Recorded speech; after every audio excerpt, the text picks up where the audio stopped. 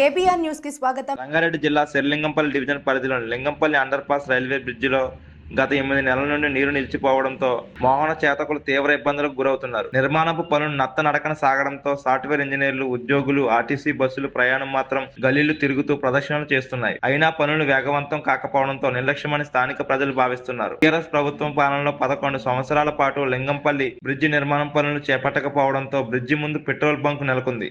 దాని ముందు రోడ్డును పూర్తిగా త్రవ్వడంతో గురువారం నుండి వాహన చోదకుల రాకపోకలకు బ్రేకులు పడ్డాయి. ఇక్కడ స్థానిక ట్రాఫిక్ పోలీసులు లేకపోవడంతో చిన్నపాటి ప్రమాదాలు జరిగే అవకాశాలు కనిపిస్తున్నాయి. ఎవరు ఏ రూట్ లో వెళతారో వాహన చోదకులు తికమక పడుతున్నారు. పిఎస్సి చైర్మన్ అరికెపూడి గాంధీ, శరిలింగంపల్లి నియోజకవర్గ ఇన్ఛార్జ్ జగదీశ్వర్ గౌడ్ సంయుక్తంగా చర్యలు చేపట్టి సమస్యలను తక్షణమే పరిష్కరించాలని ప్రజలు డిమాండ్ చేస్తున్నారు.